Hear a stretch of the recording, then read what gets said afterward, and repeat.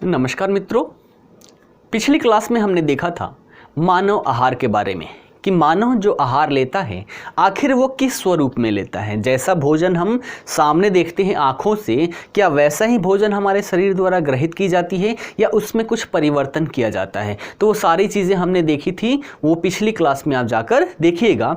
आज से हम मानव तंत्र प्रारंभ कर रहे हैं और इसके क्रम में देखें तो आज हम उसी भोजन की जर्नी देखेंगे कि आखिर जो हम भोजन मुख के माध्यम से शरीर के अंदर डालते हैं, है ना, उसका जर्नी क्या क्या होता है, कैसे कैसे उसका पाचन किया जाता है, इसमें कौन कौन से अंग और अंग तंत्र इसमें भाग लेते हैं और इसमें कौन कौन से एंजाइम होते हैं जो इसका पाचन करते हैं, कौन कौन से हार्मोन्स यहाँ पर स्रावित किए जाते हैं, उन सब की चर्चा हम यहाँ पर करने वाले हैं। तो साथ में बने रहिए, पूरे वीडियो के माध्यम से हम समझते हैं कि आखिर भोजन का जर्नी कैसे प्रारंभ होता है। ठीक है ना। तो आज का टॉपिक हमारा क्या है, मानव पाचन तंत्र। इस पाचन तंत्र में समझेंगे कि मानव जो भी आहार लेता है उसका पाचन कैसे होता है। अंग्रेजी में क्या बोलते हैं, ह्यूमन डाइजेस्टिव सिस्टम। ठीक है ना। चलिए पिक्चर के माध्यम से हर एक चीज को देखने का प्रयास करेंगे, है ना। जो शरीर है इसमें से पहले लेयर हटा कर सारी चीजें हम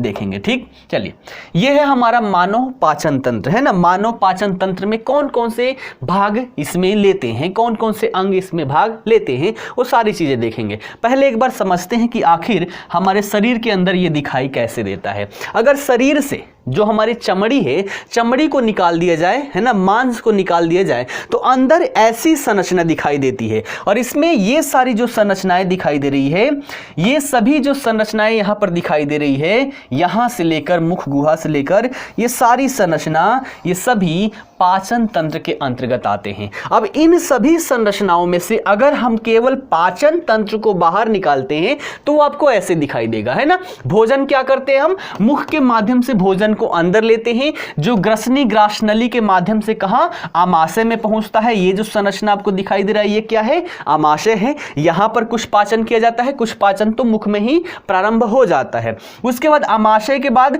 यहां से ये छोटी आती है, ये जो संरचना आपको दिखाई दे रही है, ये क्या है, छोटी आंत। तो आमाशय के बाद भोजन जो है ये छोटी आंत में आती है, यहां पर कुछ पाचन किया जाता है और यहां पर पूर्ण रूप से पाचन हो जाता है। और यहां से अंततः ये बड़ी आंत में, ये जो संरचना आपको दिखाई दे रही है काली रंग की, ये क्या है, बड़ी आंत है। छोटी आंत से भोजन जो है वो या तो पच जाता है या कुछ नहीं भी पचता है। तो पचा और नहीं पचा हुआ भोजन जो है छोटी आंत से बड़ी आंत में जाता है और यहां पर कोई चीज का पाचन नहीं होता। जो उसमें पानी बचा हुआ होता है, केवल यहां से उसी पानी का, उसी जल का अवशोषण कर लिया जाता है और उस अवशोषण के पश्चात मल के रूप में, है ना, मल के रूप में जो भोजन बच जाता है वो यहां मलाशय में आकर एकत्रित हो जाता है और उसके पश्चात गुदा द्वार के माध्यम से हम इसको शरीर से बाहर निकाल देते हैं। यह है पूरी जर्नी। अब इसमें कौन कौन से फंक्शन है वो सारी चीजें हम समझने का प्रयास करेंगे। यहां पर हमने देखा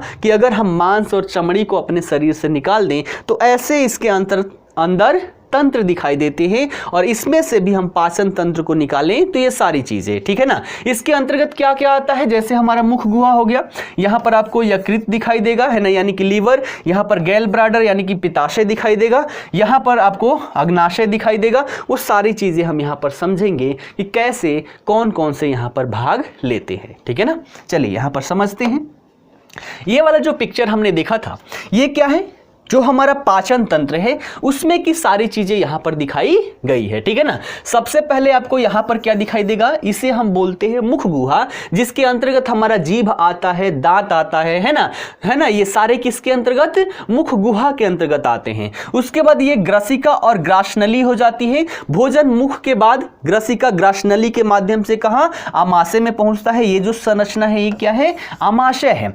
यहां से आमाशय में पहुंचता है, फिर यहां पर प्रोटीन का पाचन होता है। ठीक है ना। उसके बाद यहां से क्या, ये जो संरचना दिखाई दे रही है छोटी आंत, ये जो संरचना है छोटी आंत है, अंग्रेजी में बोलते हैं स्मॉल इंटेस्टाइन। और ये जो संरचना है ये क्या है, बड़ी आंत, जिसे अंग्रेजी में लार्ज इंटेस्टाइन कहा जाता है। तो यहां से स्टोमक के पश्चात ये कहां, स्मॉल इंटेस्टाइन में भोजन पहुंचता है, यहां पर पूर्ण रूप से पाचन होता है। फिर लार्ज इंटेस्टाइन, यहां पर क्या होता है, जल का अवशोषण किया जाता है।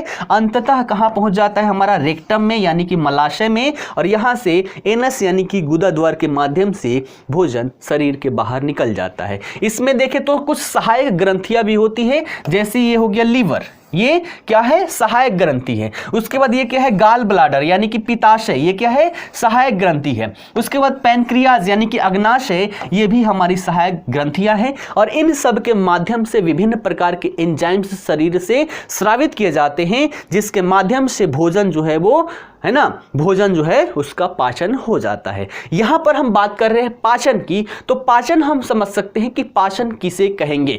हम जो भोजन लेते हैं वो जटिल जटिल प्रकार के कार्बनिक अणुओं का सम्मिश्रण होता है। तो जटिल प्रकार के कार्बनिक अणुओं का सम्मिश्रण जो है उसको सरल सरल प्रकार के अणुओं में तोड़ देना ही पाचन कहलाता है। और हमारा शरीर जो हम डायरेक्टली भोजन लेते हैं उसका नहीं, उसको तोड़कर छोटे छोटे कणों में विभाजित करता है और उसके बाद से उसका अवशोषण किया जाता है। जैसे हमने देखा था सूक्ष्मतम कण है ना, लैक्टोज, सुक्रोज, फ्रक्टोज, ये सारी चीजें हमने देखा था, ग्लूकोज देखा था। तो इन सब में तोड़कर अमीनो अम्ल प्रोटीन जो होता है वो अमीनो अम्ल का बहुलक होता है, उसमें तोड़कर क्या किया जाता है, शरीर के द्वारा उसका ग्रहण किया जाता है। चलिए आगे बढ़ते हैं, अब एक एक प्रक्रिया को यहां पर देखते हुए चलते हैं।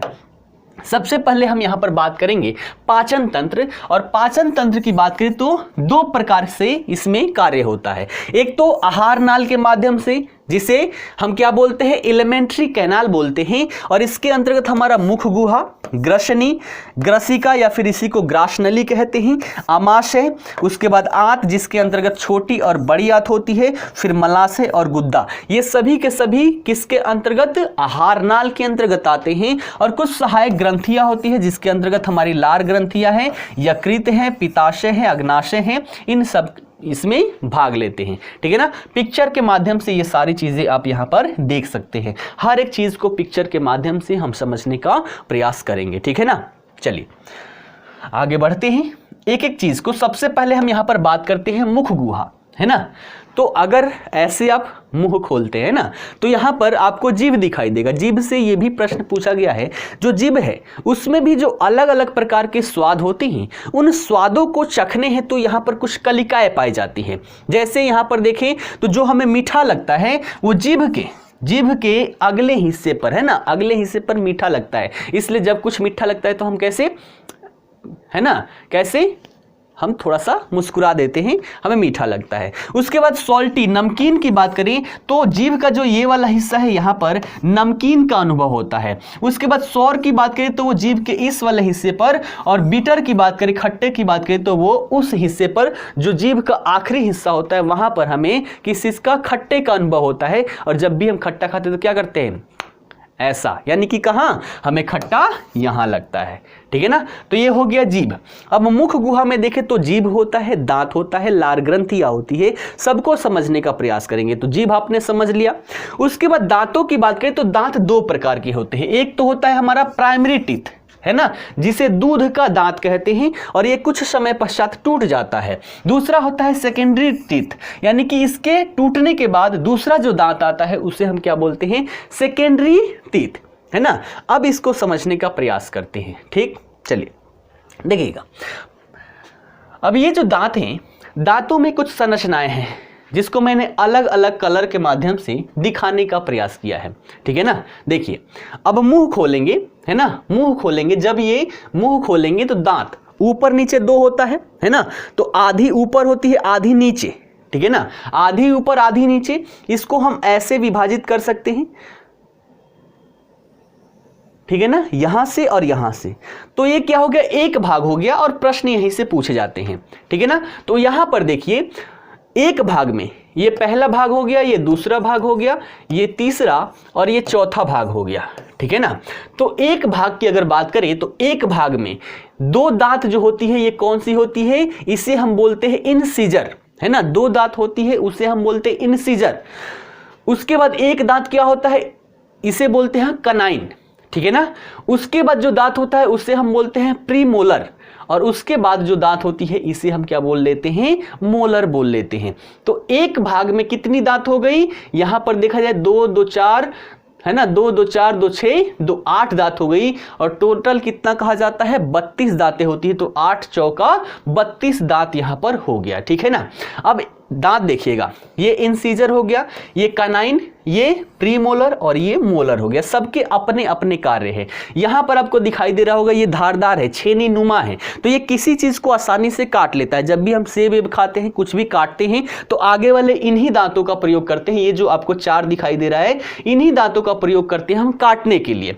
उसके बाद ये जो है, ये आपको यहां पर धारदार दिखाई दे रहा होगा, है ना, धारदार। जो कैनाइन है वो क्या होता है, धारदार होता है। यहां पर संरचना आपको दिखाई दे रहा होगा, ये ऊपर से क्या है, प्लेन है, और ये क्या है, थोड़ा सा धारदार है, नुकीला है। तो नुकीले चीज को हम, उससे किसी भी वस्तु को आसानी से हम फाड़ सकते हैं। तो फाड़ने के लिए क्या, हम कनाइन का प्रयोग करते हैं। जब हम पका हुआ भोजन नहीं खाते थे, प्राचीन काल की बात करें, तो उस समय काल पर कनाइन जो था वो और बड़ा होता था, क्योंकि कच्चे मांस को फाड़ने के लिए इसका प्रयोग किया जाता है। अब इसका उतना इस्तेमाल नहीं होता, तो ये धीरे धीरे क्या हो गया, छोटा हो गया। तो इंसीजर से क्या करते हैं, काटने का कार्य करते हैं, कनाइन से फाड़ने का कार्य करते हैं। तो काट दिया, उसके बाद अगला होता है हमारा प्रीमोलर। ये क्या करता है, प्रीमोलर यानी कि जो हमने भोजन को काटा उसको ये क्या करता है, छोटा छोटा कर देता है, और उसके बाद अंतिम कार्य कौन करता है, हमारा मोलर करता है। ये भोजन को पूर्णतः पीस देता है, ठीक है ना। और साथ ही साथ इसमें देखें तो हमारी जो लार ग्रंथियां होती है, 3 जोड़ी लार ग्रंथियां, 3 जोड़ी लार ग्रंथियों के माध्यम से क्या किया जाता है, ये जो भोजन है, भोजन को जब इसमें लार मिक्सअप हो जाता है तो ये एक गोले का स्वरूप ले लेता है, जिसे हम बोलते हैं बोलस, ठीक है ना। तो यहां पर आपने दांत और जीभ समझ लिया। आगे हम समझते हैं कि अब भोजन जो है वो कैसे आगे यहां पर बढ़ेगा। चलिए अगले पेज पर चलते हैं। चलिए यहां पर बात करते हैं मुख गुहा की, है ना। दांत और जीभ हमने समझ लिया। मुख गुहा ये क्या है, हमारा फेस है। अगर यहां से चमड़ी को हटाते हैं तो यहां पर हमारा दांत दिखाई देगा, जिसके बारे में हमने पढ़ लिया। यहां पर आपको क्या दिखाई देगा, टोंग यानी कि जीभ आपको दिखाई देगा। सबके बारे में यहां पर समझते हुए हम चलते हैं। सबसे पहले यहां पर बात कर लेते हैं लार ग्रंथियों की। प्रश्न के रूप में पूछा गया है कि मानव में कितनी जोड़ी लार ग्रंथियां पाई जाती है, तो आप सभी को पता होगा 3 जोड़ी। मानव में 3 जोड़ी लार ग्रंथियां पाई जाती है ना। लार ग्रंथियां अंग्रेजी में बोलते हैं, है ना, अंग्रेजी में क्या बोलते हैं, सिलेरी ग्लैंड। इससे क्या होता है कि एंजाइम निकाला जाता है। कौन कौन सा, एक तो लाइसोजाइम और दूसरा टाइलिनस, 2 प्रकार के एंजाइम निकाला जाता है। और तीसरा यहां पर देखें तो थायोसाइनेट आयन भी इससे निकाला जाता है। इसका कार्य क्या है वो भी हम समझेंगे। तो 3 जोड़ी जो लार ग्रंथियां है, ये कहां कहां पाई जाती है। सबसे पहला तो यहां पर आपको दिखाई दे रहा होगा पैरोटिड ग्लैंड्स, है ना। पहले को क्या बोलते हैं, पैरोटिड ग्लैंड्स। ये कहां, जो हमारी कान है, कान के नीचे ये अवस्थित होती है। कौन सी, हमारी पैरोटिड ग्लैंड। और ये सबसे बड़ी लार ग्रंथि होती है, जो आपको यहां पर ये संरचना दिखाई दे रहा है। कान के नीचे और दोनों ओर, कान के नीचे दोनों ओर क्या होता है, हमारा पैरोटिड ग्लैंड होता है, ठीक है ना। दूसरा देखें, दूसरी जो जोड़ी है उसे हम बोलते हैं क्या चीज, सब मैक्सिलरी, है ना। सब मैक्सिलरी या फिर सब मैंडिबुलर ग्लैंड इसे बोलते हैं। यहां पर आपको संरचना ये दिखाई दे रही है। जो हमारा जबड़ा है, जबड़े के मध्य में, है ना, जबड़े के मध्य में जो मैक्सिला अस्थि होता है, मैक्सिला अस्थि के दोनों तरफ होता है, वो कौन सा होता है, सब मैक्सिलरी ग्लैंड। और ये भी क्या है, लार ग्रंथि है। ये भी 2 पाई जाती है, 1 जोड़ी पाई जाती है। उसके बाद तीसरा जो है उसे बोलते हैं सबलिंगुअल ग्लैंड्स, है ना। कौन सा, सबलिंगुअल ग्लैंड्स, यहां पर आपको दिखाई दे रहा होगा। और ये जो हमारा जीभ है, जीभ के दोनों तरफ होता है। और इन सभी ग्लैंड से क्या होता है, लार निकाला जाता है ना, स्लाइवा निकाला जाता है, जिसमें एंजाइम कौन कौन से, लाइसोजाइम और टाइलिनस एंजाइम यहां पर पाया जाता है। दोनों का कार्य क्या है उसको भी हम यहां पर देखेंगे। अगर लार की बात करें तो एक वयस्क मनुष्य में प्रतिदिन 1.5 लीटर लार का निर्माण किया जाता है। प्रतिदिन 1.5 लीटर लार का निर्माण किया जाता है। अब इसको समझते हैं आगे। पूरा अगर ये हम देखें मुख गुहा की संरचना, तो यहाँ पर सबसे पहले तो आपको दिखाई दे रहा होगा ये जो हमारी संरचना है ये क्या है, लिप्स है ना, अपर लिप्स और लोअर लिप्स। ये किस लिए होता है, मुख गुहा को सुरक्षित करने हेतु, यानी कि ये क्या कर लेता है, बंद कर लेता है। जब आवश्यकता होती है तो हम इसे खोलते हैं और इसमें भोजन को हम डालते हैं, तो लिप्स होता है। उसके बाद यहाँ पर आपको दांत की संरचना दिखाई देती है ना। यहां पर आपको दिखाई दे रही है क्या, नेजल कैविटी है ना, जिसे हिंदी में क्या बोलते हैं, नासा गुहा। उसके बाद अंदर क्या है, तालु। यहां पर आपको दिखाई दे रहा है तालु। तालु क्या करता है कि जो नासा गुहा है ना, नासा गुहा है और हमारा मुख गुहा है, दोनों में क्या करता है, बीच में ये रहता है, यानी कि दोनों को अलग अलग करता है। किसके माध्यम से, पैलेट या फिर तालु इसे बोलते हैं। यहां पर आपको ओरल कैविटी दिखाई दे रहा है। यहां पर क्या है, टोंग, यानी कि जीभ की संरचना हमारी ऐसी होती है, पूरी नहीं दिखाई देती। जीभ की अगर बात करें तो जो इसका पिछला हिस्सा है वो फ्रीनुलम से जुड़ा होता है, जबकि आगे वाला हिस्सा देखें तो ये फ्री होता है, जिसके माध्यम से हम मुंह में इसको अच्छे से घुमा पाते हैं, है ना। इसका कार्य क्या है कि जो हमारा भोजन है, भोजन को पीछे, है ना, ग्रसनी में धक्का देता है, ग्रसनी में धकेल दिया जाता है, तो भोजन जो हम डालते हैं। और यहां पर क्या है, देखिए समझते हैं। यहां पर जब हमने भोजन मुंह में डाला तो दांत के माध्यम से उसको तोड़ा गया। उसके बाद जो लार ग्रंथियां है, लार ग्रंथियां इसमें मिक्सअप हो गई और मिक्सअप होके गोलनुमा संरचना जो बन जाता है, उसी को हम क्या बोलते हैं, बोलस बोलते हैं। परीक्षा में यह भी पूछा जा चुका है। जब वो बोलस बन जाता है तो उस बोलस को टोंग के, यानी कि जीभ के द्वारा क्या किया जाता है, पीछे धकेल दिया जाता है ग्रसनी में। और ग्रसनी के बाद यहां पर देखिए ग्रास नली के माध्यम से कहां, ये आगे आमाशय में चला जाता है। पाचन की बात करें तो मुंह में हमारा पाचन की क्रिया जो है मुंह में ही यहीं पर प्रारंभ हो जाती है। तो पाचन मुंह से ही प्रारंभ होती है। और यहां पर देखें तो जो हमारा मंड होता है, स्टार्च होता है, उसका लगभग 30% हिस्सा यहीं पर पाचन हो जाता है। तो 30% मंड का पाचन कहां हो जाता है, मुख गुहा में ही हो जाता है। प्रश्न के रूप में आपने देखा होगा 4 ऑप्शन दे देता है और पूछता है कि निम्न में से कहां पर पाचन नहीं होता, तो हमारी कौन सी है, ग्रास नली में पाचन नहीं होता। ये क्या है, बस एक पाइप है ना, पाइप नुमा संरचना है, एक माध्यम है जो बोलस को कहां, आमाशय तक पहुंचा देता है। ठीक है ना, इतनी बातें क्लियर है। चलिए याद रखिएगा, ग्रास नली में कोई भी पाचन नहीं होता। अब यहां पर देखते हैं कि यहां पर क्या होता है। सबसे पहला जो कार्य होता है अंतर्ग्रहण, यानी कि भोजन को अंदर ले जाना, अंतर्ग्रहण कहलाता है। उसके बाद बोलस का निर्माण होता है। बोलस क्या है कि बारीक भोजन का बारीक पीसा हुआ जो भाग होता है, वो जब सलाइवा लार के साथ मिक्सअप हो जाता है तो उसे बोलस कहते हैं। और यहां पर क्या होता है, लार में जो टाइलिनस एंजाइम होता है, यह क्या कर देता है कि जो हमारा मंड होता है, स्टार्च होता है, उसको माल्टोज शर्करा में विघटित कर देता है ना। जो हमारा मंड है, स्टार्च है भोजन में, उसको यहीं पर माल्टोज शर्करा में विभाजित कर देता है। तो ये कौन करता है, टाइलिनस एंजाइम। ठीक है ना, हमने देखा था 2 मुख्यतः एंजाइम निकलते हैं यहां पर। और लाइसोजाइम की बात करें, लाइसोजाइम और साथ ही साथ थायोसाइनेट आयन, 2 चीज यहां पर जो है, ये दोनों मिलकर जो भोजन के साथ हानिकारक जीवाणु होते हैं ना, जो भी हम भोजन करते हैं उसके साथ बहुत सारे हानिकारक जीवाणु हमारे भोजन के माध्यम से हमारे शरीर के अंदर आते हैं। तो इससे जो भी ये जीवाणु होते हैं उसको लाइसोजाइम और थायोसाइनेट आयन दोनों मिलकर ऐसे जीवाणुओं को और जो खतरनाक सूक्ष्म जीव हैं इन सब का नाश कर देते हैं। ठीक है ना, तो 2 कार्य है। पहला, मंड का यहां पर पाचन होता है ना, और दूसरा जो भी जीवाणु हैं, सूक्ष्म जीव है जो खतरनाक है, उसे क्या होता है, उसे यहां पर मार दिया जाता है। ठीक है ना, और यही माल्टोज शर्करा को ग्लूकोज में तोड़ा जाता है। ठीक है ना, तो ये सारी चीजें मुख गुहा में क्या क्या कार्य होता है, आशा करता हूं आपको आसानी से समझ में आया होगा। अब आगे बढ़ते हैं कि मुख गुहा के बाद भोजन जो है वो कहां पहुंचता है और कैसे कैसे कार्य होता है। एक बात यहां पर और बता दूं, जैसे मशीन में आपने देखा होगा वाल्व होता है। वाल्व का काम क्या होता है, एक साइड से किसी वस्तु को दूसरे साइड जाने देना, जबकि रिटर्न उसे ना आने देना, यह कार्य होता है वाल्व का।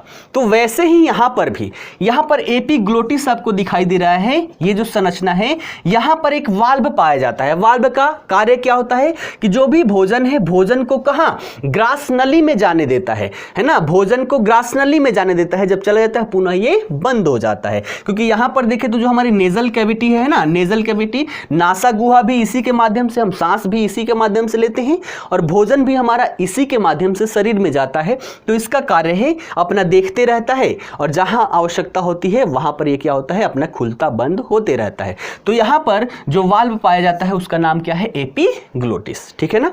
चलिए आगे बढ़ते हैं।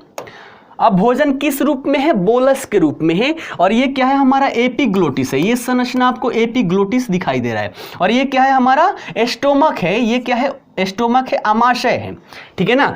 तो यहां पर जो हमारा ग्रास नली है, ग्रास नली और आमाशय, इन दोनों के बीच में भी एक वाल्व पाया जाता है। उस वाल्व को हम क्या बोलते हैं, स्पिंक्टर वाल्व। स्पिंक्टर वाल्व ये क्या करता है कि जो भी भोजन है आमाशय में आ गया तो आमाशय में आने तो देता है लेकिन रिटर्न नहीं जाने देता है। ठीक है ना। तो इसका ये कार्य होता है। अब यहां पर स्टोमक की बात करें तो स्टोमक में 3 भाग होते हैं। पहले भाग को हम बोलते हैं कार्डियक, है ना। ये जो भाग है इसे हम बोलते हैं कार्डियक। उसके बाद की जो भाग है इसे हम बोलते हैं फंडिक। और तीसरा जो भाग है ना, इसे हम क्या बोलते हैं, इसे हम बोलते हैं पाइलोरिक। और पुनः यहां पर भी, अब यहां से क्या होता है, आमाशय के बाद जो भोजन है यहां कुछ पाचन होता है और पाचन के बाद फिर ये कहां, छोटी आंत में जाता है, छोटी आंत में जाता है। तो आमाशय और छोटी आंत के बीच में भी एक वाल्व पाया जाता है जिसे हम क्या बोलते हैं, पाइलोरिक वाल्व कहते हैं ना। तो अभी तक हमने 3 वाल्व देख लिया, शरीर में भी वाल्व देखने को मिलता है। अब यहां पर क्या क्या होता है इसको समझने का प्रयास करते हैं। वहां पर जो कार्डियक दिखाई दे रहा है इसमें HCl का निर्माण होता है। और HCl की बात करें, हाइड्रोक्लोरिक एसिड, HCl, ये क्या करता है, जीवाणुओं को नाश करता है ना। मुख में देखा जाए तो मुख में भोजन ज्यादा देर तक रहता नहीं है तो कुछ जीवाणु वहां से बच जाते हैं। वो आगे चलकर कहां, आमाशय में उनको मार दिया जाता है। किसके माध्यम से, HCl, है ना, हाइड्रोक्लोरिक एसिड के माध्यम से। तो यहां से क्या हो गया, जो भोजन है हमारा क्या हो गया, एसिड नुमा भोजन हो गया। उसके बाद फंडिक की बात करें तो फंडिक में यहां पर कांटे नुमा रूजी होता है। ये जो फंडिक है यहां पर ऐसी संरचना होती है, ठीक है ना, इसे हम क्या बोलते हैं, रोजी बोलते हैं। और इसका कार्य क्या होता है, ये भोजन को रोक कर रखता है जिसके माध्यम से वहां पर आसानी से इसका पाचन हो सके। लेकिन जब हम उपवास रखते हैं, है ना, उपवास रहते हैं तो ऐसी स्थिति में क्या होता है, ये टाइट हो जाता है, टाइट होकर खड़ा हो जाता है। तो कभी कभी पेट में चुभन महसूस होता होगा, है ना। तो वो किसके माध्यम से, रूजी के माध्यम से होता है। ये बात याद रखिएगा, कहां पाया जाता है, फंडिक में पाया जाता है। उसके बाद पाइलोरिक की बात करें, है ना, तो पाइलोरिक ये कौन सा हिस्सा है हमारा, पाइलोरिक वाला ये हिस्सा है। और यहां पर क्या होता है, ये जो आमाशय है, आमाशय में आपको जठर ग्रंथियां देखने को मिलती है। और जठर ग्रंथियों की अगर बात करें तो यहां से बहुत सारे एंजाइम्स आपको देखने को मिलता है जिसका स्राव किया जाता है और इसके माध्यम से यहां पर पाचन कार्य प्रारंभ होता है। ठीक है ना। जैसे देखते हैं, जठर रस जो होती है ना, जठर ग्रंथियों के माध्यम से स्रावित की जाती है। और इसका पीएच मान देखें तो 1 से 3 तक होता है, अर्थात ये क्या होता है, अम्लीय होता है। ठीक है ना, ये क्या होता है, अम्लीय होता है। अब इसमें से कौन कौन से एंजाइम्स निकलते हैं, जैसे पेप्सिन जो है, पेप्सिन ये क्या करता है, प्रोटीन को पेप्टोन में बदल देता है। हमने देखा था, है ना, प्रोटीन क्या है, अमीनो अम्ल का बहुलक है। तो पहले प्रोटीन जो है, प्रोटीन का पहला पाचन कहाँ स्टार्ट हुआ, हमारा आमाशय में हुआ। और यहाँ पर जो पेप्सिन नामक एंजाइम होता है इसके द्वारा प्रोटीन को पेप्टोन में तोड़ दिया जाता है। उसके बाद रेनिन नामक एंजाइम है, ये क्या करता है, कैरिनोजन प्रोटीन को केसिन में बदल देता है। दूध में जो कैरिनोजन प्रोटीन पाया जाता है इसको केसिन में बदल देता है। और म्यूसिन जो पाया जाता है यह क्या करता है कि जठर रस का जो अम्लीय प्रभाव होता है उसको कम करता है, साथ ही साथ भोजन को चिकना बनाता है। अब यहां पर ये अम्ल है, अम्ल के बारे में आप सभी को पता होगा, एसिड जो है किसी भी चीज को जला देता है। तो जब भोजन को ये जला रहा है तो साथ साथ अगर देखा जाए तो यहां पर जब HCl पाया जा रहा है तो ये वाला हिस्सा आखिरकार क्यों नहीं जलता, है ना। तो कारण क्या है कि यहां पर जो म्यूसिन जो है, म्यूसिन क्या करता है कि म्यूसिन क्या करता है कि इसके अम्लीय प्रभाव को ये कम कर देता है, परिणामतः यहां पर कुछ होता नहीं है। म्यूसिन क्या है, देखा जाए तो ये क्षार है और अम्ल और क्षार को जब हम मिलाते हैं, आपने केमिस्ट्री में पढ़ा होगा, तो वो न्यूट्रल हो जाता है, परिणामतः इन सब को कुछ भी यहां पर नहीं होता, है ना। तो ये म्यूसिन क्या करता है, जठर रस के जो अम्लीय प्रभाव है उसको कम करता है और साथ ही साथ भोजन को चिकना बनाता है। अभी तक हमने देखा था कि भोजन का जो जिस स्वरूप में यहाँ पर गोलाकार स्वरूप में आ रहा है उसे हम क्या बोलते थे, बोलस बोलते थे। अब यहाँ पर भी भोजन का एक नया स्वरूप, पचने के बाद एक नया स्वरूप जो बनता है उसे हम यहाँ पर बोलते हैं कायम, है ना। इसे क्या बोलते हैं, कायम बोलते हैं। कायम क्या है, आमाशय में पचा हुआ भोजन। आमाशय में भोजन पचने के बाद जो संरचना बनती है उसे हम यहाँ पर कहते हैं कायम। तो आशा करता हूँ आमाशय आप सभी को समझ में आ गया। अब इसके आगे की यात्रा देखते हैं कि आमाशय के बाद छोटी आंत में भोजन के साथ साथ क्या क्या होने वाला है। ठीक है ना, चलिए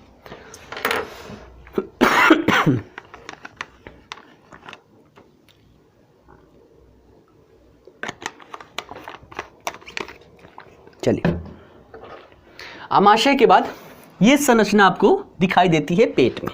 ठीक है ना, ये क्या हो गया हमारा, आमाशय हो गया, स्टोमक हो गया। ठीक है ना। अब भोजन यहां से किसके रूप में, कायम के रूप में कहां आता है, हमारी स्मॉल इंटेस्टाइन में। अब छोटी आंत की बात करें तो इसके भी 3 भाग होते हैं। यहाँ पर जो ब्लू कलर से आपको इतना भाग जो दिखाई दे रहा है, इतना भाग जो ब्लू कलर से दिखाई दे रहा है, इसको बोलते हैं डुओडेनम, है ना, डुओडेनम, या फिर हिंदी में इसको बोलते हैं ग्रहणी। हिंदी में क्या बोलते हैं, ग्रहणी। ठीक है ना, ग्रहणी क्यों, क्योंकि यहां से जो भोजन आ रहा है उसको ये ग्रहण कर रहा है, इसलिए इसको हम क्या बोलते हैं, ग्रहणी बोलते हैं। उसके बाद यहां पर जो संरचना आपको दिखाई दे रही है दूसरी कलर की, है ना, आसमानी कलर की, ये जो संरचना दिखाई दे रही है, ये संरचना कैसी है, इस संरचना को हम बोलते हैं जेजुलम, है ना। इस संरचना को क्या बोलते हैं, जेजुलम, अर्थात हिंदी में इसे बोलते हैं अग्र क्षुद्रांत, अग्र क्षुद्रांत। और उसके बाद तीसरी कलर आपको ये सारी दिखाई दे रही है, इसको हम क्या बोलते हैं, इसको बोलते हैं इलियम, अर्थात क्षुद्रांत। हिंदी में इसे बोलते हैं क्षुद्रांत। तो यहां पर देखें तो छोटी आंत के भी 3 भाग हैं, है ना। भाग ये कैसे, सभी एक ही है लेकिन इसको अलग अलग भागों में हम देख सकते हैं। ठीक है ना, पहला क्या है, डुओडेनम अर्थात ग्रहणी, दूसरा क्या है, जेजुलम अर्थात अग्र क्षुद्रांत, और तीसरा है इलियम अर्थात क्षुद्रांत। अब यहां पर क्या क्या कार्य होता है उसकी बात हम यहां पर करते हैं। सबसे पहले यहां पर देखिए ग्रहणी की, तो ग्रहणी क्या करता है, ग्रहणी की बात करें तो ये सेक्रेटिन वो कोलेसिस्टोकाइनिन हार्मोन को स्रावित करता है ना। ये क्यों स्रावित करता है, हम एक बार इसको समझने का प्रयास करते हैं। ठीक है ना, यहां पर देखिए कि इसके अलावे कुछ अन्य भी यहां पर भाग है, जैसे अग्नाशय है ना, यहीं पर क्या है, हमारा अग्नाशय है, और यहां पर क्या है, पित्ताशय है। तो उनको कोई ना कोई तो होना चाहिए ना ऑर्डर देने वाला। तो ऑर्डर कौन देगा, कौन बोलेगा कि भैया पित्ताशय से भैया पितरस भेज, पितरस की आवश्यकता है, भोजन आ रहा है, पितरस भेज ताकि हम उसका पाचन कर सकें, है ना। अग्नाशय से अग्नाशय रस भेज ताकि हम उसका पाचन कर सकें। तो यहां पर देखिए तो ग्रहणी से जो ये स्रावित किया जाता है हार्मोन सेक्रेटिन, सेक्रेटिन क्या करता है कि अग्नाशय को उत्तेजित करता है ताकि वो अग्नाशय रस को स्रावित करे। ठीक है ना। और यहां पर कोलेसिस्टोकाइनिन की बात करें तो ये पित्ताशय को उत्तेजित करता है कि आप क्या करें, पित्तरस को भेजें। तो याद रखिएगा ये हार्मोन किसके द्वारा, ग्रहणी के द्वारा, है ना, ग्रहणी के द्वारा स्रावित किया जाता है। यहीं पर आपको दिखाई दे रहा होगा, यहां पर ये क्या है, पित्ताशय है ना, और यहां पर क्या है, अग्नाशय। दोनों ही आकर कहां, ग्रहणी में ये खुलता है, यानी कि पित्तरस जो आता है वो भी कहां, ग्रहणी में आता है, और अग्नाशय रस जो आता है वो भी कहां, ग्रहणी में आता है। तो दोनों ही एक पाइप के माध्यम से, एक ही पाइप के माध्यम से दोनों ही कहां, ग्रहणी में खुलता है। ठीक है ना। उसके बाद अग्र क्षुद्रांत की बात करें तो यहां पर कोई मुख्य कार्य नहीं होता, जो भोजन है भोजन को यहां पर फैलाने का कार्य होता है। ठीक है ना। आगे जब बढ़ता है भोजन क्षुद्रांत में जाता है, इलियम वाले भाग में, तो यहां पर पाचन किया जाता है ना, पाचन किया जाता है, और पाचन के साथ साथ भोजन का अवशोषण भी किया जाता है ना।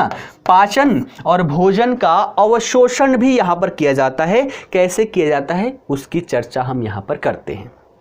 ठीक है ना। देखिए यहां पर क्या होता है, आंत्रस, है ना, अंग्रेजी में क्या बोलते हैं, इंटेस्टिना, इंटेस्टाइनल जूस, है ना, आत्र रस यहाँ पर इसके द्वारा स्रावित होता है, जिसके माध्यम से यहाँ पर पाचन किया जाता है। और ये जो आत्र रस होता है इसका पीएच मान देखिए तो 7.5 से लेकर 8.3 तक होता है। और प्रतिदिन देखिए एक वयस्क मनुष्य में 2 से 3 लीटर पर डे आत्र रस का स्रावन किया जाता है।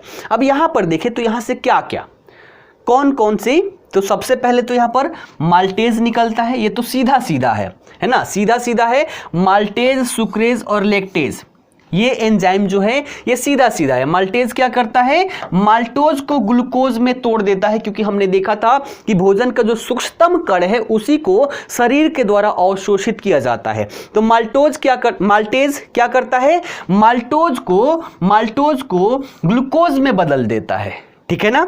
उसके बाद सुक्रेज जो है, सुक्रेज क्या करता है, सुक्रोज को ग्लूकोज और फ्रक्टोज में बदल देता है। और लैक्टेज जो है ये लैक्टोज को ग्लूकोज और गैलेक्टोज में बदल देता है। हमने देखा था ना डाइसेकेराइड, है ना, डाइसेकेराइड, ट्राइसेकेराइड, वो सारी चीजें हमने यहाँ पर देखा था, ठीक है ना।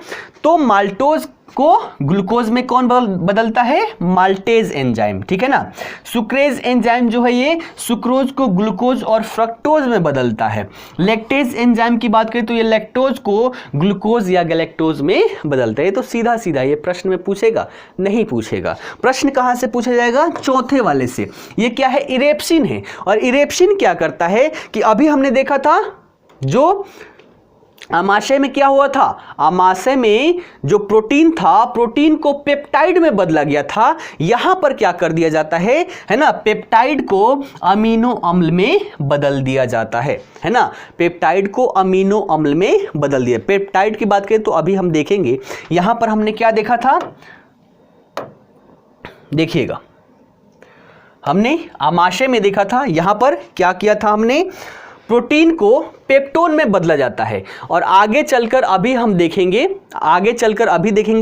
जो हमारा पेप्टोन है वो पेप्टाइड में बदला जाता है। किसके द्वारा बदला जाता है वो देखेंगे। और फिर पेप्टाइड जो है वो आकर यहाँ पर अंततः किस में बदल जाता है, अमीनो अम्ल में बदल जाता है। और इन सब का शरीर के द्वारा अवशोषण कर लिया जाता है। तो पाचन होता है और अवशोषण की बात करें तो ये किसके माध्यम से होता है, तो विलाई के माध्यम से। विलाई क्या होता है, यहां पर देखेंगे ये जो संरचना है, यहां पर ऐसी संरचना पाई जाती है किसमें, क्षुद्रांत में। और इसी के माध्यम से क्या कर लिया जाता है, इसी के माध्यम से जितने भी ये तोड़कर सूक्ष्मतम रूप में आते हैं इन सब का अवशोषण करके शरीर के भागों में भेज दिया जाता है, ठीक है ना। यहां से तो सबसे पहले भेजा जाता है यकृत के पास, वहां पर संचय होता है और वहां से शरीर के हर एक हिस्से में भेज दिया जाता है, ठीक है ना।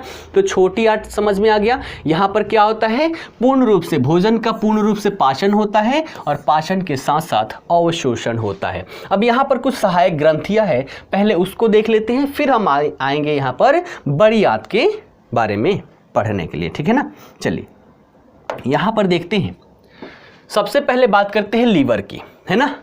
लीवर यहां पर ये क्या है, छोटी आंत आपको दिखाई दे रहा होगा, है ना, यहां पर है, यहां दिखाई नहीं दे रहा लेकिन हमने अभी अभी देखा।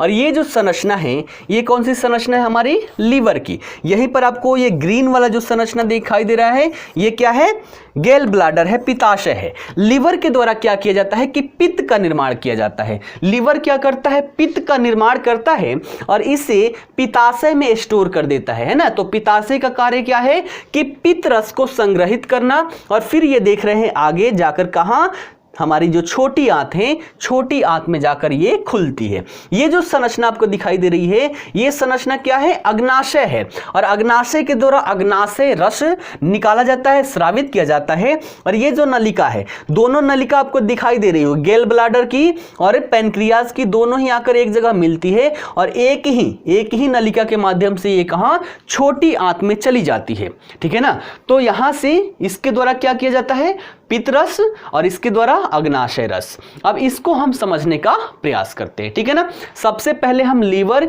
यानी कि यकृत के बारे में देखते हैं कि इसका कार्य क्या है। कार्य देखें तो इसका बहुत सारा है, सब जो मुख्य है उसको मैंने यहां पर सम्मिलित किया है। यकृत की बात करें तो ये सबसे बड़ी पाचक ग्रंथि है। मानव शरीर में सबसे बड़ी पाचक ग्रंथि कोई है तो वो क्या है, यकृत है। इसका वजन, एक वयस्क पुरुष में वजन जो होता है वो 1.5 से 2 किलो इसका वजन होता है। ये बातें आप याद रखिएगा। साथ ही साथ यकृत में क्या होता है, पित्त रस का निर्माण होता है, जिसका स्टोरेज है ना, स्टोर कहां हो जाता है, पित्ताशय में आकर स्टोर हो जाता है। अब देखते हैं कि यकृत का कार्य क्या क्या है ना। सबसे पहला कार्य क्या है, पित्त का ये स्राव करता है, पहला कार्य। और श्रावण कितना होता है, एक दिन में 500 से लेकर 1000 ml तक श्रावण होता है। किसमें, एक वयस्क पुरुष में, पुरुष या महिला में, ठीक है ना। वयस्क मानव में 500 से लेकर 1000 ml प्रतिदिन इसका स्राव होता है। दूसरा कार्य क्या है, दूसरे कार्य को बोलते हैं ग्लाइकोजिनेसिस। ग्लाइकोजिनेसिस 3 टर्म है, सेम टू सेम, थोड़ा सा डिफरेंस है, इसको समझिएगा। पहला क्या है, ग्लाइकोजिनेसिस। ये क्या है कि जब रक्त है, रक्त में ग्लूकोज की मात्रा कभी कभी होती है अधिक हो जाती है। तो जब ग्लूकोज की मात्रा अधिक हो गई और उसको शरीर से अगर हम कहीं स्टोर ना करें, निकालें ना, तो ये हमारे शरीर को हानि पहुंचाता है। तो ऐसी स्थिति में रक्त में जब ग्लूकोज की मात्रा अधिक हो जाती है तो उसको ये क्या करता है, जो यकृत कोशिकाएं हैं उसके द्वारा जो ग्लूकोज की मात्रा अधिक हो गई है उसको ग्लाइकोजन में बदल दी जाती है ना। ग्लाइकोजन में बदलकर उसको स्टोर कर लेता है, संचित कर लेता है। और जब रक्त में है ना, जब रुधिर में शर्करा की कमी होती है तो ऐसी स्थिति में इसी जो स्टोरेज ग्लाइकोजन है उससे शर्करा निर्माण कर लिया जाता है और पुनः वहां पर शर्करा की जो कमी है उसको पुनरावृत्त कर ली जाती है। तो यही जो प्रोसेस है ये क्या कहलाता है, ग्लाइकोजिनेसिस। ग्लाइकोजिनेसिस क्या है, फिर से समझते हैं। जब रक्त में क्या होता है, ग्लूकोज की मात्रा अत्यधिक हो जाती है तो यकृत कोशिकाओं के द्वारा उसको ग्लाइकोजन में परिवर्तित करके उसको स्टोर कर लिया जाता है। और जब रक्त में शर्करा की मात्रा कम होती है तो उसी ग्लाइकोजन को क्या किया जाता है, ग्लाइकोजन को शर्करा में परिवर्तित करके उसमें मिक्सअप कर दिया जाता है। इस प्रोसेस को हम बोलते हैं ग्लाइकोजिनेसिस। अगला शब्द यहां पर है ग्लाइकोजिनोइसिस। ग्लाइकोजिनोइसिस, पहले वाला क्या था, जिनेसिस, यह क्या है, जिनोइसिस। ये क्या है अब समझते हैं। जरूरी थोड़ा है कि रक्त में ग्लूकोज की मात्रा हमेशा अत्यधिक ही होगी, कभी कभी कम भी होता है। तो जब रक्त में ग्लूकोज की मात्रा कम होती है तो ग्लाइकोजन जो यहां पर परिवर्तित किया गया था उसी ग्लाइकोजन को जब ग्लूकोज में परिवर्तित किया जाता है तो इस प्रोसेस को ग्लाइकोजिनेसिस कहते हैं। और अगला शब्द यहां पर है ग्लाइकोनियोजिनेसिस। ग्लाइकोनियोजिनेसिस ये क्या है तो देखते हैं। जब आवश्यकता पड़ती है ना, आवश्यकता पड़ने पर क्या होता है कि कार्बोहाइड्रेट के अलावे अमीनो अम्ल, वशीय अम्ल और ग्लिसरॉल से भी ग्लूकोज का संश्लेषण कर लिया जाता है यकृत कोशिकाओं के द्वारा। और ये जो प्रोसेस होता है इसको ग्लाइकोनियोजेनेसिस कहते हैं। यानी कि जब हमें ज़्यादा ग्लूकोज की आवश्यकता है तो ज़्यादा ग्लूकोज की आवश्यकता होने पर कार्बोहाइड्रेट के अलावा अमीनो अम्ल, वशीय अम्ल और ग्लिसरॉल से भी ग्लूकोज का संश्लेषण किया जाता है और इस प्रोसेस को ग्लूकोनियोजिनेसिस कहा जाता है। ठीक है ना। अगला इसका कार्य क्या है, संचय करना। यानी कि जो यकृत है ये ग्लाइकोजन, वसा, विटामिन है ना, विटामिन ए और विटामिन डी, पित्त, रुधिर, पानी, लोहा, तांबा, पोटेशियम, इन सब का संचय भी किसके द्वारा, यकृत या फिर लीवर के द्वारा किया जाता है। उसके बाद इसके द्वारा उत्सर्जन का भी कार्य किया जाता है। उत्सर्जन कैसा, जैसे प्रोटीन जब टूटता है तो प्रोटीन के टूटने के साथ ही अमोनिया है ना, इससे अमोनिया प्राप्त होता है और उन अमोनिया को ये यूरिया में बदल देता है जो मूत्र निर्माण के लिए वृक्क में चला जाता है। तो ये क्या कर रहा है, उत्सर्जन भी कर रहा है। ठीक है ना। प्रोटीन का जब विखंडन होता है तो अमोनिया का निर्माण होता है और उसे यूरिया में ये बदल देता है जो मूत्र के निर्माण के लिए वृक्क में चला जाता है। उसके बाद अगला कार्य देखें तो विटामिन का संश्लेषण भी इसके द्वारा किया जाता है। विटामिन ए और विटामिन वी का भी संश्लेषण इसके द्वारा किया जाता है। अगला महत्वपूर्ण देखें तो विअमैनीकरण। विअमैनीकरण क्या है कि जब आवश्यकता से अधिक अम्ल है ना, आवश्यकता से अधिक अम्लों को पाइरुविक अम्ल में और अमोनिया में इसके द्वारा विखंडित कर दिया जाता है। हमारे शरीर में जब आवश्यकता से अधिक अम्ल हो जाते हैं, एसिड हो जाता है, तो उसे किसमें, पाइरुविक अम्ल और अमोनिया में विखंडित कर दिया जाता है और इस प्रक्रिया को विअमैनीकरण कहा जाता है। इसके अलावा और भी यहाँ पर बहुत सारे कार्य हैं, लेकिन जो महत्वपूर्ण है वो सारा चीज़ मैंने यहाँ पर दिखाया। और किसके बारे में हमने देखा, इस लीवर के बारे में देखा। चलिए आगे देखते हैं और कौन सी संरचना होती है। तो अगला संरचना क्या है हमारा, पित्ताशय, गैल ब्लाडर। ये जो संरचना दिखाई दे रही है ये क्या है, पित्ताशय है, गैल ब्लाडर है। इसके बारे में समझने का प्रयास करते हैं कि ये क्या है। तो पित्ताशय में क्या होता है, अभी हमने देखा यकृत के द्वारा पित्त रस का स्राव किया जाता है और इन पित्त रसों को संग्रहित कहाँ किया जाता है, पित्ताशय में। तो पहला कार्य क्या है इसका कि पित्त रस को ये संग्रहित करता है, पित्त रस जो है यहाँ पर संग्रहित रहता है। इस पित्त रस का मान देखें, पीएच मान, तो ये 7.7 से 8.6 तक होती है, ठीक है ना। इसका कार्य क्या है, भोजन को क्षारीय बना देता है। अभी हमने देखा HCl क्या करता है, अम्लीय बनाता है और ये भोजन को क्या करता है, क्षारीय बनाता है, ठीक है ना। साथ ही साथ इसका और कार्य क्या है, वसा का इमल्सीकरण। ये प्रश्न के रूप में पूछा गया है, कई बार प्रश्नों के रूप में पूछा गया है कि वसा का इमल्सीकरण निम्न में से कहां होता है, तो कहां होता है, पित्ताशय में होता है। क्या होता है समझते हैं। सोडियम ग्लाइकोलेट है ना, सोडियम ग्लाइकोलेट और सोडियम टोरोकोलेट नामक जो लवण होता है ना, ये क्या करता है कि भोजन में जो वसा उपस्थित होता है उसको जल के साथ मिलाकर छोटी छोटी बूंदों में तोड़ देता है और यही प्रोसेस जो होता है ये वसा का इमल्सीकरण कहलाता है। क्योंकि वसा का पाचन जब तक छोटे छोटे टुकड़े में ना हो उसका पाचन संभव नहीं है ना। तो वसा का इमल्सीकरण यहाँ पर होता है। जब पित्ताशय, प्रश्न पूछा जाता है कि जब पित्ताशय निकाल दिया जाए तो क्या होगा, वसा का पाचन अच्छे से नहीं होगा, हमारे शरीर में वसा का पाचन नहीं होगा, क्योंकि वसा के पाचन में पित्ताशय का महत्वपूर्ण रोल है। ये क्या करता है, वसा का इमल्सीकरण करता है। तो इमल्सीकरण फिर से समझ लेते हैं। सोडियम ग्लाइकोलेट और सोडियम टोरोकोलेट नामक जो लवण होता है वो भोजन में जो वसा उपस्थित होता है उसको जल के साथ मिलाकर छोटी छोटी बूंदों में तोड़ देता है और यही क्या कहलाता है, वसा का इमल्सीकरण कहलाता है, ठीक है ना। उसके बाद और कार्य देखें तो ADEK, vitamin A, vitamin D, vitamin E और विटामिन सी, यानी कि ये क्या है, वसा में घुलनशील विटामिन से इन सब का अवशोषण में महत्वपूर्ण भूमिका निभाता है पित्ताशय अर्थात गैल ब्लाडर, ठीक है ना। तो इसका क्या कार्य है वो आपने समझ लिया। अब बात करते हैं अग्नाशय की। ये जो संरचना आपको यहाँ पर दिखाई दे रही है ये क्या है, अग्नाशय है, पैनक्रियाज। इसकी बात करते हैं तो ये क्या करता है, इससे प्रश्न पूछा जाता है कि निम्न में से पूर्ण पाचक रस कहाँ पाया जाता है, किसके द्वारा स्रावित किया जाता है।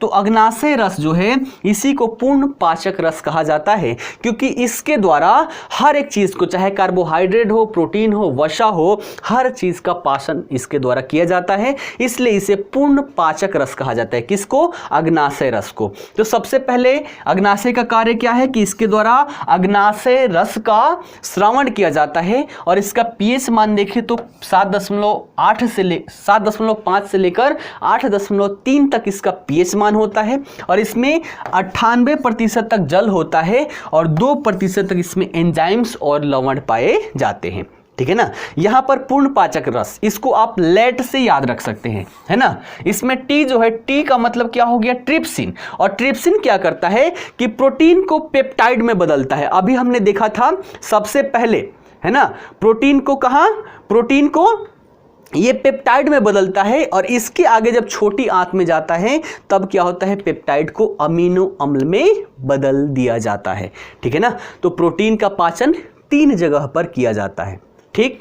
उसके बाद ए से क्या हो गया, एमाइलेज। ये याद रखिएगा, एमाइलेज क्या करता है, ये स्टार्च का पाचन करता है, मंड का पाचन करता है। और एल से क्या है, लाइपेज। ये क्या करता है, जो हमारा वसा है, फैट है, लिपिड हमने देखा था भोजन में, तो उन सब का पाचन इसके द्वारा किया जाता है। तो यहाँ पर प्रोटीन का भी, है ना, कार्बोहाइड्रेट और वसा तीनों का ही पाचन यहाँ पर हो रहा है, इसलिए इसे पूर्ण पाचक रस के नाम से जानते हैं और प्रश्न के रूप में ये भी पूछा जा चुका है, ठीक है ना। चलिए अब आगे बढ़ते हैं अंतिम दौर में और अंतिम है हमारा बड़ी आंत। है ना। भोजन कहाँ, छोटी आंत में। छोटी आंत में क्या हुआ, पाचन हुआ और अवशोषण हुआ, हर एक चीज का अवशोषण हो गया। लेकिन कहीं भी हमने अभी तक नहीं पढ़ा कि जल का अवशोषण हुआ, यानी कि इन सभी छोटी आंत तक कहीं भी जल का अवशोषण नहीं होता। बड़ी आंत में क्या होता है, बड़ी आंत की बात करें तो बड़ी आंत के भी 3 भाग होते हैं, ठीक है ना। पहला यहां पर आपको दिखाई दे रहा होगा, पहला क्या है, सीकम, है ना। उसके बाद यहां से लेकर यहां तक जो संरचना आपको दिखाई दे रही है ये कहलाती है कोलोन। अब कोलोन में भी 3 भाग कर दिए हैं, पहला एसेंडिंग कोलोन, है ना, दूसरा ट्रांसवर्स कोलोन और तीसरा डिसेंडिंग कोलोन, ठीक है ना। तो पहला भाग इसका क्या है, सीकम है, दूसरा भाग क्या है, कोलोन है, और तीसरा देखें तो रेक्टम यानी कि मलाशय। ये सभी के सभी किसके, बड़ी आंत के भाग होते हैं। तो भोजन का तो पाचन यहां पर हो गया, कहां, छोटी आंत में। छोटी आंत के बाद कहां, छोटी आंत से ये बड़ी आंत में आता है। और बड़ी आंत, अब फिर यहां पर देखेंगे छोटी आंत से बड़ी आंत में आ रहा है, तो यहां पर भी आपको एक वाल्व दिखाई देता है जिसे हम क्या बोलते हैं, इलियोसिकल वाल्व। कौन सा, इलियोसिकल वाल्व। कहां पाया जाता है, छोटी आंत और बड़ी आंत के मध्य में जो जॉइंट होता है वहां पर पाया जाता है इलियोसिकल वाल्व। और इसके माध्यम से जो भोजन है ना, वो कहां आ जाता है, बड़ी आंत में। यहां पर आपको संरचना ये दिखाई दे रहा होगा, ये संरचना क्या है, इससे कई बार यहां पर प्रश्न पूछा गया है, ठीक है ना। ये जो संरचना है, मानव शरीर में इसका कोई भी कार्य नहीं है ना, मानव शरीर में इसका कोई भी कार्य नहीं है, ठीक है ना। ये क्या, जो जानवर है, जानवरों में ये पाचन के रूप में ये सहायक होता है, इसे हम बोलते हैं अपेंडिक्स।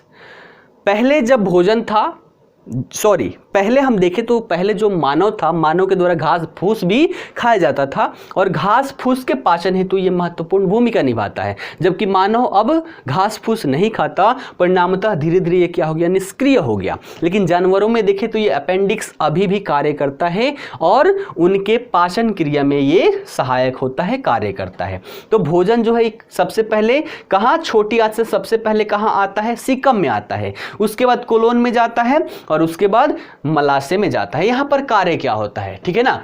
बड़ी आंत में क्या कार्य होता है, सबसे पहले तो हम जानेंगे कि यहां पर किसी भी एंजाइम का स्राव नहीं होता, और एंजाइम का स्राव नहीं होगा तो यहां पर कोई भी पाचन नहीं होगा, यानी कि जो अंतिम रूप से पाचन होता है वो कहां, छोटी आंत में ही होता है। तो यहां पर कोई भी एंजाइम का स्राव नहीं होता।